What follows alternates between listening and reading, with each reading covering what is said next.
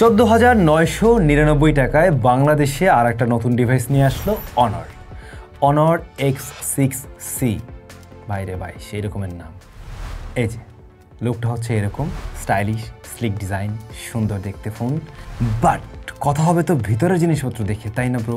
বাংলাদেশ মার্কেটে একটি ভ্যারিয়েন্টে এই ডিভাইসটি লঞ্চ করা হয় 6/128GB এবং দাম রেখেছে 14,999 টাকা। 1 বছরের অফিসিয়াল ওয়ারেন্টি পাওয়া যাবে, আপনারা জানেন।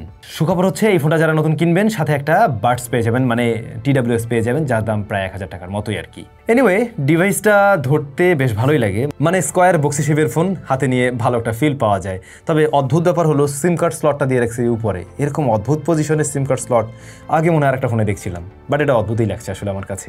রিয়ার প্যানেলে দেখে মনে হতে পারে 3-4টা ক্যামেরা আছে, বাট ওরকম কিছু না, মূলত একটাই মেইন ক্যামেরা, ওটাই কাজের ক্যামেরা। 3.5mm হেডফোন জ্যাকটা পেয়ে যাবেন, আর সাইড মাউন্টেন ফিঙ্গারপ্রিন্ট স্ক্যানার পেয়ে যাবেন। এটা মোটামুটি ভালোই ফাস্ট অ্যান্ড একুরেট। কিন্তু ভাই রিয়ার প্যানেলটা যে দেখছেন সুন্দর, এটা কিন্তু গ্লাসের না, এটা কিন্তু প্লাস্টিকে তৈরি, স্ক্র্যাচ বসতে পারে, আপনারা কেস টেস ব্যবহার করবেন অবশ্যই। এই ফোনটার ওজন 199 গ্রামের মতো। প্লাস্টিক বিল্ড এই ডিভাইসটাতে IP রেটিং হিসেবে রয়েছে 64। আর একটু বেটার কিছু আমি আশা করছিলাম, এখন তো মানে ট্রেন্ড চলছে ওগুলোর, তো সেরকম কিছু থাকতে পারতো। স্মার্টফোনটির পারফরমেন্স নিয়ে যদি আমরা একটু ফার্স্টে কথা বলতে চাই, এই ডিভাইসটাতে কিন্তু MediaTek Helio G81 রয়েছে, G81 Ultra রয়েছে, 6GB র্যাম, 128GB স্টোরেজ রয়েছে। শেয়ার সিম স্লট এখানে দিয়েছে ওরা, ডেডিকেটেড দিলে পরে ওই জিনিসটা আরও সুন্দর হইতো। অনর ব্যাপারটা একটু সুন্দর করতে পারতেন আপনারা। রান করছে Magic OS 9 based on Android 15, latest Android দিয়েছে। বাজেট ফ্রেন্ডলি ফোনগুলোতে লেটেস্ট অ্যান্ড্রয়েড অনেক সময় পাওয়া যায় না, বাট এটাতে আপনারা পাচ্ছেন আর কি। সো এই ফোনটার পারফরমেন্স সেকশনটা বলতে পারেন এরকম প্রাইস পয়েন্টের একেবারে অ্যাভারেজ একটা পারফরমেন্স সেকশন। যদিও বা এই প্রাইস পয়েন্টে আমরা মোস্টলি দেখি ইউনি এসওসি, সেই জায়গাটাতে উনি MediaTek দিচ্ছে। এখন ইউনি এসওসির সাথে MediaTekকে কম্পেয়ার করতে গেলে MediaTek গিয়ে থাকবে, তবে এই চিপটা যে অনেক আহামরি উপরের লেভেলের কিছু, ওরকম কিছুই না। 6GB র্যাম আছে, এটা আমি মনে করি ওকে, ঠিক আছে, স্ট্যান্ড আউট করতে পারছে, যেহেতু ইউআইটা অনারের, তো এখানে ম্যাজিক ইউআই মোটামুটি একটা ভালো রেজাল্ট দিতে পারবে। সব মিলে একটা র্যাম ম্যানেজমেন্টে ভালো রেজাল্ট পাওয়া যায়। অন্যদিকে MediaTek Helio G81 Ultra, ওই নামের শেষে আলট্রা থাকলেও এটা অনেক আহামরি কিছু এমন নয়, but day to day task সামলাতে পারছে। মানে এই বাজেটের একটা ফোন থেকে যে ধরনের পারফরমেন্স আশা করেন আর কি, টুকটাক হয়তো সোশ্যাল মিডিয়া ব্যবহার করবেন, ভিডিও টিডিও দেখবেন, হয়তো বা হোয়াটসঅ্যাপ এগুলোতে ব্যবহার করবেন, এই জাতীয় কাজবাজগুলো ঠিকভাবে হ্যান্ডেল করতে পারছে। এখন এইগুলো হ্যান্ডেল করতে গিয়ে আবার উনি খুব বেশি হিট জেনারেট করে না। আমি এটা ব্যবহার করতে গিয়ে আহামরি লেভেলের স্লো হতে দেখিনি। হ্যাঁ, অ্যাপ ওপেন ক্লোজ টাইমে কিছুটা ডিলে আছে, তবে একেবারে অনেক স্লো এমনটা না। আপনি হয়তো বা ভিডিও দেখে মোটামুটি একটা আইডিয়া করতে পারছেন। র্যাম ম্যানেজমেন্ট মোটামুটি ভালো, কিন্তু 6GB র্যাম, এখনকার দিনে তো 8GB আমরা স্ট্যান্ডার্ড ধরি, তো সেই জায়গায় একটু কম।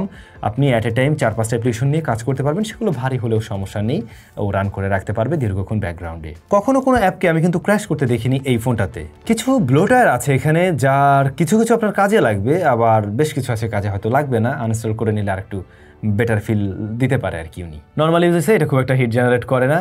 আর গেমিং টেমিংয়ের যদি কারো ইচ্ছা থাকে, নো ব্রো, এটা গেমিংয়ের জন্য ভালো কিছু নয়।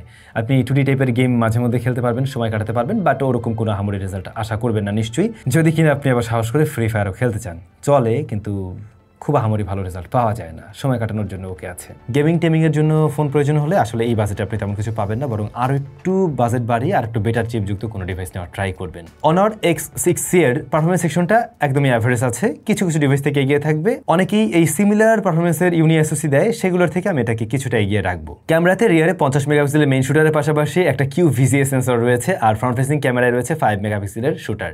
এই ফ্রন্ট ফেসিং ক্যামেরাটা ছোট হয়ে যায়, কারণ এখন তো আমরা 10,000 টাকার আশেপাশে ডিভাইসেও ফ্রন্ট ফেসিং ক্যামেরা 8 মেগাপিক্সেল দেখি, তো ওরা আরেকটু হাই রেজলিউশনের কোনো একটা ক্যামেরা দিতে পারতো আর কি।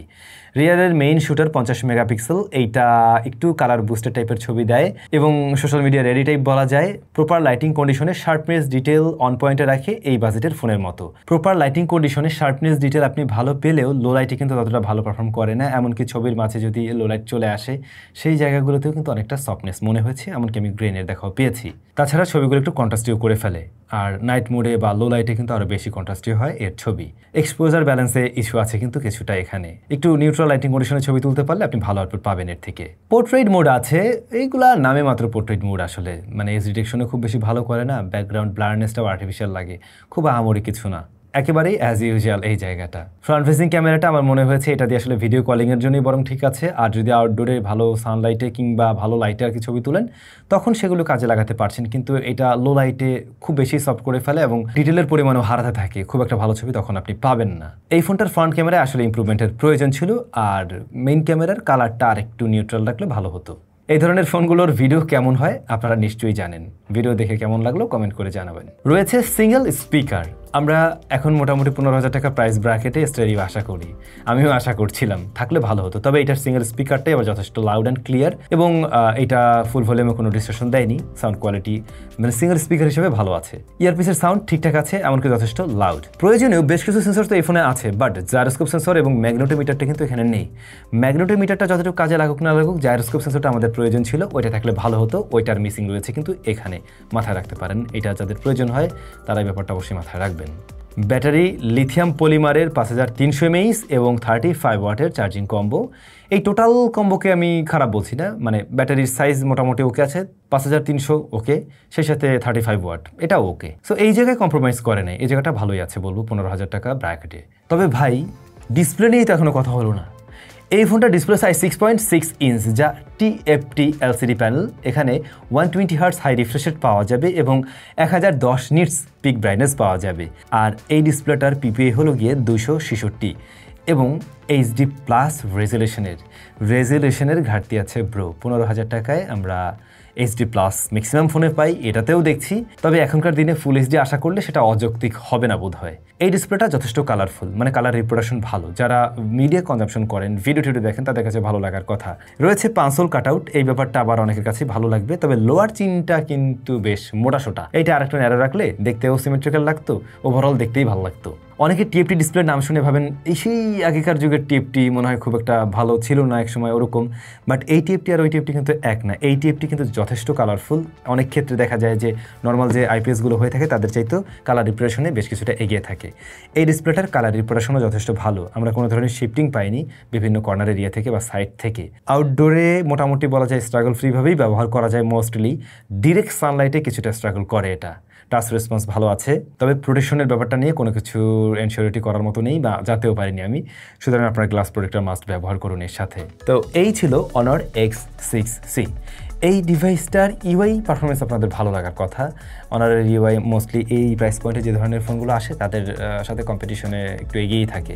আর পারফরমেন্সের জায়গাটা যদি আমরা ইউনিএসএসির এই সেম রেঞ্জের প্রসেসরের সাথে কম্পেয়ার করি তাহলে কিন্তু লং রানে গিয়ে এটা কিছুটা ভালো হবে। ইউনিএসএসির চিপগুলো প্রথমে অনেক ধুমধামাকা পারফরমেন্স দিলেও লং রানে একটু নেতিয়ে পড়ে আর কি। আবার কমতিরও জায়গা আছে, ক্যামেরাতে আমরা দেখলাম বিশেষ করে ফ্রন্ট ফেসিং ক্যামেরায় বেশ ভালো রকমের কমতি আছে, HD+ রেজলিউশনের ডিসপ্লে দেখছি, এরকম কয়েকটা জায়গায় আমরা আসলে একটু কমতি দেখলাম। তবে সব মিলে এই প্রাইস পয়েন্টে অ্যাভারেজ জায়গায় স্ট্যান্ডার্ড করতে পারে এই ডিভাইসটা। আপনাদের কাছে কেমন লাগলো Honor X6C কমেন্ট করে জানাবেন। সবাই ভালো থাকবেন, অনেক বেশি ভালো।